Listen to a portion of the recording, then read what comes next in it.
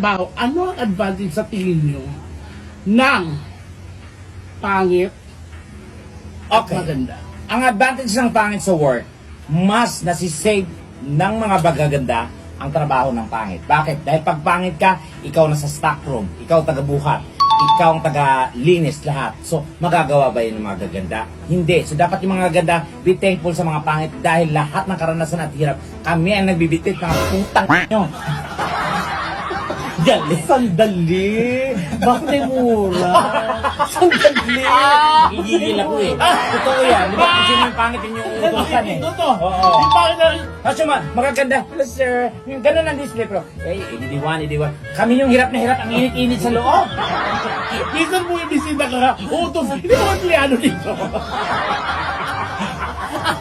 Utos ka na, ipaseros mo nga, hindi mo empleyado. Oo. Tapos yung sahod, mas mababa pa sa amin. Dapat ganun pantay mo to. Punyeta. Pagka-display lang kayo. Ang mahal-mahal ng sahod. Kami hirap na hirap dun sa stock room. Mga gap. Sa workplace. Sa workplace, ikaw pa. Oo, sa workplace, sa totoo lang, mahirap din ang trabaho ng mga magaganda. Lalo na pag mainit ang ulo ng boss nyo at lahat kayo ay sisisantahin. Pag once maganda ka, kahit pa paano napapakalma mo yung boss mo, nalalambing mo, dahil syempre pleasing yung itsura mo, parang ang ganda nito. Sige na, di ba? Minsan nabubola natin yung mga boss natin dahil ginagamit natin yung charisma natin, yung ganda natin. Oo, Ganun tama. yun. Pero kayo ang gagamit nyo. Kami ang pinagbubuntunan ng mga boss. Kasi hindi kayo pagbubuntunan maganda kayo. Kami ang nag-a-absorb ng galit ng mga boss. Kulang na kasalanan nyo kulang yun. na lang hampasan kami. Hindi kasalanan nyo kasi kami, pang mga magaganda, natutulog ng maaga, nag-rejuve, nag-vitamins, naliligo, pumunta kami ng opisina, prepared, hindi tulad nyo. Okay, kami mga pangit. Hindi kami natutulog, nagsasabu kami. Nagnanakaw, nagsusugal, ano ba?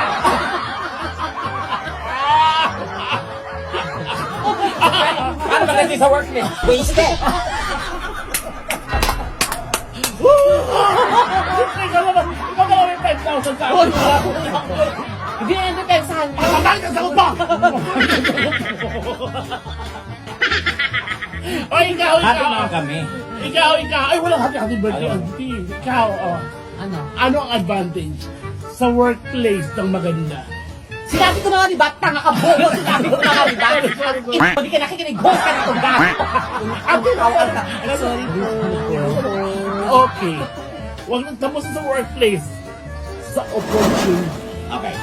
Sa opportunity, ano ang advantage ng maganda? Unang-una at sa lahat, pangit? alam na natin agad, pag once pagdating sa opportunity, pag maganda ka talaga, mas maraming doors na nag-o-open sa'yo. Mas maraming kumukuha. Pagdating sa TV, sa commercial, sa office, sa lahat ng klase ng career, pag once maganda ka, on the top ka talaga pala.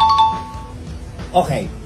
Pag maganda ka, maraming doors ang uupin sa'yo. Pag pangit ka, maraming doors ang iipit sa'yo. Yung papasok ka pa lang, pagsasarang ka na. Yung kanina nyo. Hindi nyo alam sinararamdaman ng pangit.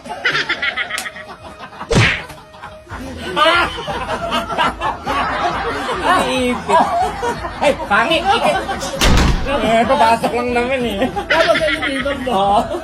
Elevator, magkapasok ka lang. At Tsaka yung pang-bintangin. Oo, bintangin lahat. Kami yung kami yung sinasampal, sinasabunutan lahat. Kasi nga, di ba? Pinagkita ka na umutol sa classroom. Oo, kahit hindi naman ako, kahit absent ako doon. Kahit hindi na utot ko. Pati utot ko. Nalagay ko sa panganib. Tawa-tawa naman ako. Okay. Sa abroad. Ayan. Sa abroad to. Okay. Ano ang advantage sa tingin mo ng pangit at maganda sa abroad? Mauna na ako. Sige. Ako muna. Okay, yeah. Mas maganda kasi talaga pag maganda ka, lalo na pagdating pa lang, mag-abroad ka pa lang, immigration-wise pa lang. Pag mas maganda ka talaga, iba ang tingin sa'yo ng, Konsul. consul. Oo. Pagpasok mo doon, check yung passport mo, nakangiti. Diba? Kasi ang ganda naman ito. Pag-check, ganyan. Walang tanong-tanong kung saan ka pupunta, supporting papers. Kasi pagkakatiwalan ka kaagad. Yes. Na hindi ka magnanakaw. Hindi Hindi ka peke. mamantay tao. Hindi ka nagbebenta ng droga. Hindi ka swindler. Wala kang gagawing masama. Yes. Kasi nga, pagpunta mo ng ibang bansa at nakita kayo nandun ng officer, ang ganda nito, pag nagtanong ka, nawawala ka, sasagutin ka ng maayos. Diba? Tutulungan ka ng maayos. Kasi nakita lang sa personality mo, ang ganda nito. Naiilab na yung iba. Kaya sila, iba ang tingin sa'yo. Sa kanila lang sa atin, yung mga documents natin legal lahat. Oo. Diba? Hindi ka nahanapan ko nung ano, Oo. di ba? Kasi nakita na sa itsura mo, dito gagawa ng pangit sa abroad. Yes. Ganda. Ang disadvantages ng pangit pag nag-abroad. Sa gate pa lang, interrogation na kaagad. Di pa kapapasok pa lang ng baggage. At alam na kaagad, tamang hinala yung alarm. Oo. Sa baggage, sila mismo dinadaan. Oo. Tapos, pag pangit ka, pagdating sa aeroplano, hindi sa ano ka, sa upuan ka, where's your number? Sir, okay. Binuhat ka, nilagay ka sa home park. No, I haven't said, no, you there, you belong there. Move! I said, move! Gano'n yung pang, move!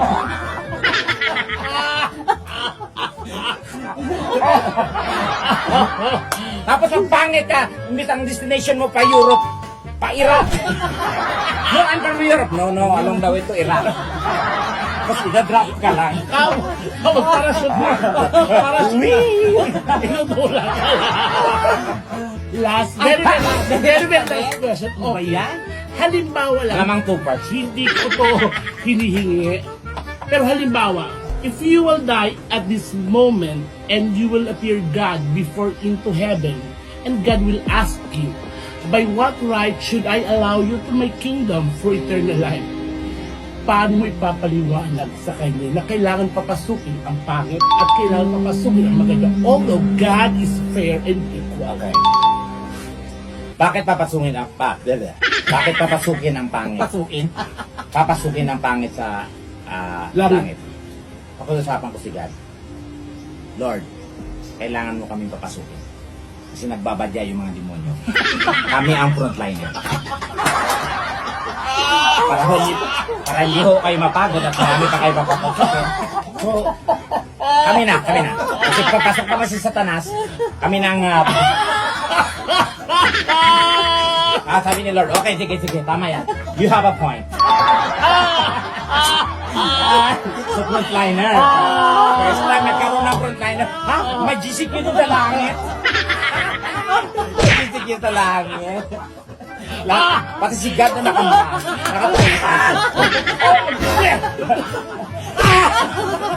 Ikaw!